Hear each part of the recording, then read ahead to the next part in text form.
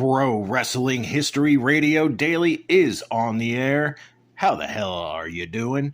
I'm the eclectic gentleman, Stephen Watts, and join me as we look at all the pro wrestling births, pro wrestling deaths, title changes, and big moments for this day in pro wrestling history. But before we get started, don't forget to like, share, and subscribe. And without further ado, let's get our wrestling nerd on. It is February 26th, and I hope you have had an amazing day. I know I have. Let's start off on a positive note with your pro wrestling birthdays. 1926, one of the greatest shooters of all time, and some say one of the greatest promoters of all time, but he gave us decades and decades of entertainment, including the Wrestle Rock Rumble. 1926, Verne Gagne is born. 1965, it's the Sinister Minister, James Mitchell. 1985, Pentagon Jr. 1988, Reed Flair. And 1992, part of the Diamond Mine, Ivy Nile. Of course, on the flip side of that coin, your pro wrestling deaths for February 26th. 2013, Don McGee. Don McGee was a regular in the NWA Mid-America territorial scene in the 1950s. All right, enough of the sad stuff. Let's get to the meat and potatoes. That's right, these are your pro wrestling highlights for February 26th.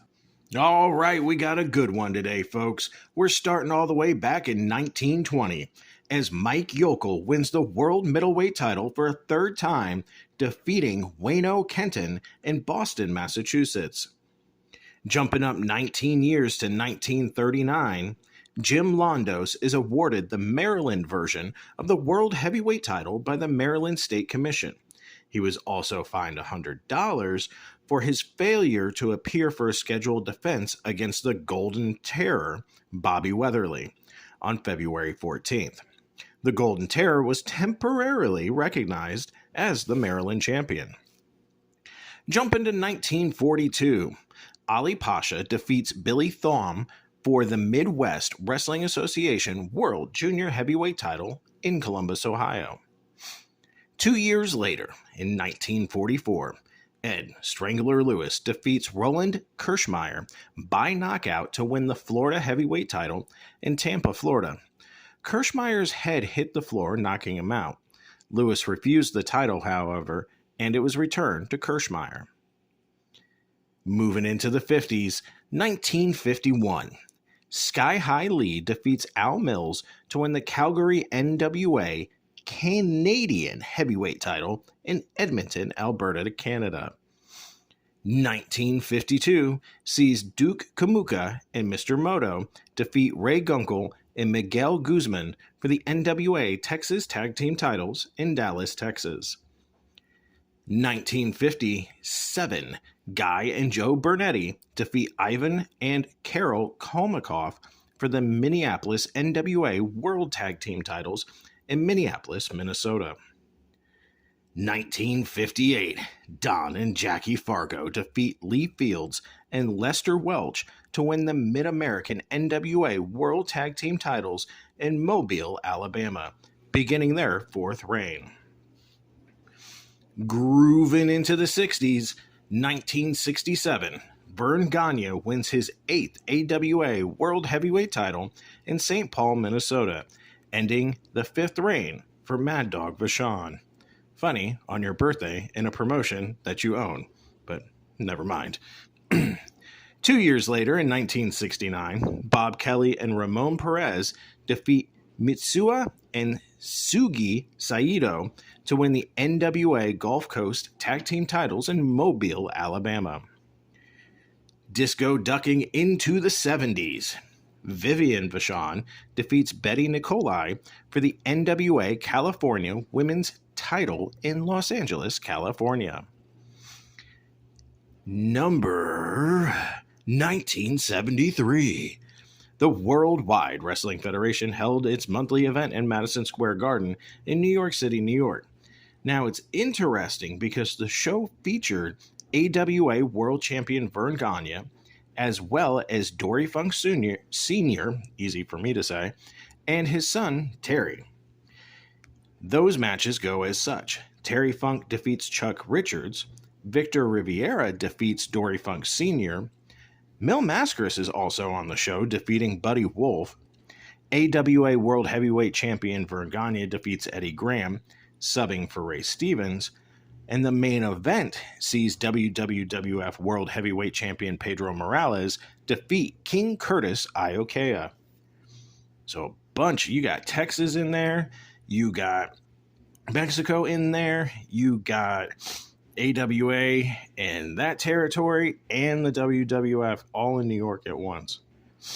Moving on to 1977, the Fabulous Kangaroos, Al Costello and Don Kent, are billed on arrival as the first WWC World Tag Team Champions.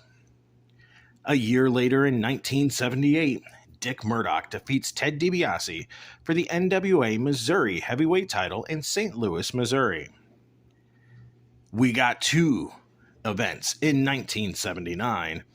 As first, Bill Dundee and Robert Gibson defeat Don Carson and Dennis Condrey to win the AWA Southern Tag Team titles in Memphis, Tennessee. And then Brian St. John and Randy Ailes, aka Randy Rose, win a tournament for the NWA Central States Tag Team titles in Wichita, Kansas. The title had been revived after 18 years of inactivity, during which the Central States version of the NWA North American and World Tag Team titles were the Central States Wrestling titles. Moving on to the 80s, 1984. Dos Caras defeats Enrique Vera to win the UWA World Heavyweight title in Mexico City, Mexico. Again, easy when you run the company.